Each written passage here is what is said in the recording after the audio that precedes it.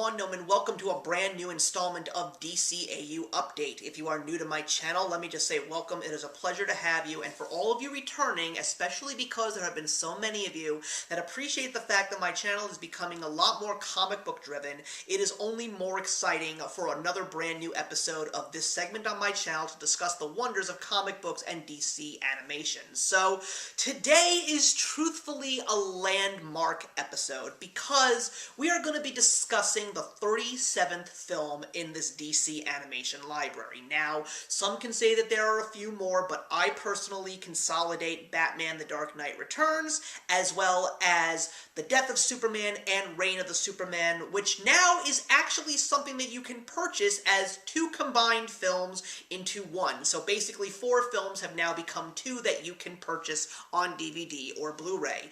But today we're going to be talking about the newest installment, which is called Justice League Dark Apokolips War. Now, what makes this such a landmark movie? Well, back in 2013, a film was added to this library, which actually turned out to be a true fan favorite amongst many fans of this animation, and of course, DC in general, and that is Justice League Flashpoint Paradox, which pretty much began something completely new for this library, as well as for DC animation in general.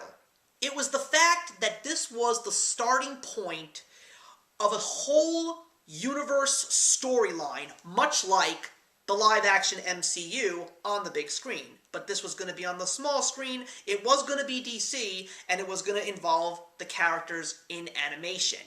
And we got a story that involved the Justice League, a story that was revolving around Batman, a story that involved the Teen Titans, and then, of course, a story that was really driven by Superman. And all of these stories branched out, converged, added character development, introduced us to a whole bunch of characters. Even Justice League Dark and the Suicide Squad got involved in this whole storyline. But now, 15 films later, this story officially comes to a close, and this universe officially is bid a fond farewell. This is also a story in which the universe was based around the not-so-fan-favorite New 52 universe in comic books. A lot of the stories that you got in this lineage of films was really based on the New 52. Although I do have to give the studio credit because they did do some truly bold moves between 2013 and 2020. They gave us some of the first rated R DC animated films. We also got stories that took place pre-52 in the world of comic books, like Batman's Hush, as well as seeing a story that they already tackled before with the first film in this library, Superman Doomsday, to actually see it more based on the comic book story, and that, of course, was The Death of Superman and Reign of the Supermen. And this last film is based on one of the final stories told in the New 52 universe of comic books, and that, of course, is Justice League Darkseid War. Loosely based, of course, but still based on the source material nonetheless. So, I have to admit that I was very excited to see this story come to an end. I was also very excited to hear that this was a story where nothing was going to be held back. It also got an R rating, but I was very curious to see that it was actually titled Justice League Dark, and that it was going to also involve a story that was mainly focused on John Constantine, who is also now a fan favorite due to the short-lived NBC show Constantine starring Matt Ryan, who has been voicing this character in DC animation ever since, and I love him to death for it. So, enough with the backstory, enough with the history. What did I think of Justice League Dark Apokolips War? Well, I am going to be honest. It is not the best film in the entire library of DC films that we have been receiving since 2007, although, for the end of this massive storyline, it was absolutely the perfect way to end it. I loved how the story was told. The fact that we didn't actually get the battle at the beginning of the film. Rather, They go to battle, and then they say 2 years later, and we see the aftermath of the war, and then it is told in flashbacks. It is brilliantly done because I feel that it adds to the character development, it adds to the emotions that you get from each and every one of the characters, and it also really does move the story forward. The characters themselves, I really love what they did with them. I loved the story between Damien and Raven. I just loved that they really captured a lot of what we got in the Teen Titans movies, and they just made it darker, but they made it more deeper. And I also loved the fact that they roped in the relationship of Raven and Trigon. The story that they gave to Superman was so emotional and dark, but still you truly get that amazing chemistry and love that he has for Lois Lane. All the characters, everything that they were involved in, everything that they became, whether it was going to the dark or coming back to the light, was truly incredible. I also was so impressed by some of the events that we see. The fact that the Suicide Squad, the villains, have such a strong role to play in this movie, and Harley Quinn was definitely one of the highlights of this film, as was Captain Boomerang, and as was Etrigan the Demon. I loved each and every one of them in this film. They were so funny, but just such a powerhouse and a force to be reckoned with when they were going up against Darkseid's forces. I also really appreciated how they tied up all the loose ends. They really went back to all of the films that we have gotten in this storyline, all the way back to Justice League Flashpoint Paradox. Even though the Flash doesn't really have a big role to play,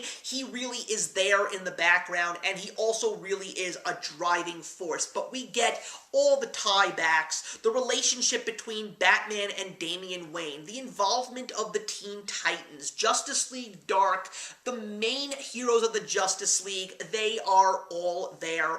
And I really appreciated everything that this film had to offer. If there was anything negative that I could say about this film, well, it could only be the fact that we get so many characters, but there's not enough time to feature each and every one of them.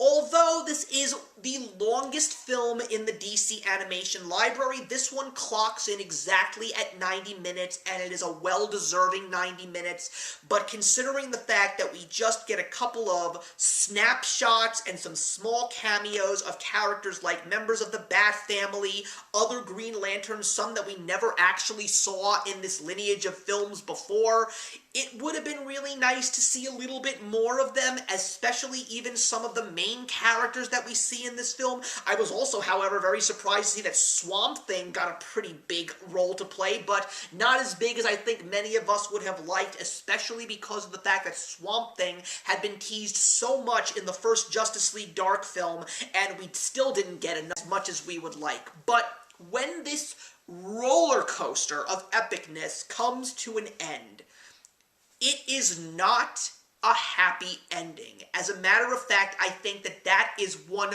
of the smartest moves that this animation team gave us for Justice League Dark Apokolips War. I really appreciated the fact that we got more of a melancholy ending, yet somewhat hopeful for what was yet to come. And I loved how it truly circles back to the very first film in this storyline, and it all begins and ends with Barry Allen, the Flash, and it is done beautifully. But now that this long story is officially gone, what is the future for this library? Because another book has been closed and another one is about to open with Superman, Man of Tomorrow. It is definitely going to be interesting because it is a whole new voice cast, it's a whole new universe, and it's also an all new, all different animation style. So what is this going to be? Is it an original story?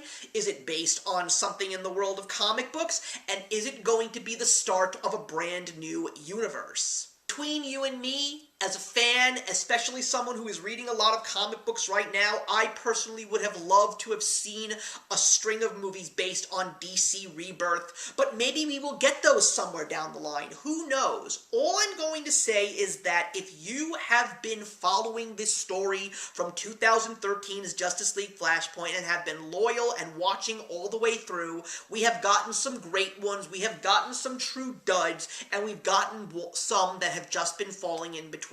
But Justice League Dark Apokolips War is truthfully the perfect ending to this lineage of films, and I highly recommend that you check it out because this actually is, as many YouTubers who have reviewed this film have said, DC's answer to Avengers Endgame. And I truthfully feel that the bar was definitely pushed with this one, even though it was only animation and not live action. But as the great Walt Disney once said, animation can create anything the mind of man can conceive. And Justice League Dark Apokolips War definitely pays homage to that line. So that's it, everybody. Those are my thoughts on Justice League Dark Apokolips War. Please put your comments in the box below so we can discuss. And I am very excited because you're going to get another DCAU update next month, but it's not going to be about a new DCAU movie. As a matter of fact, I am finally going to be watching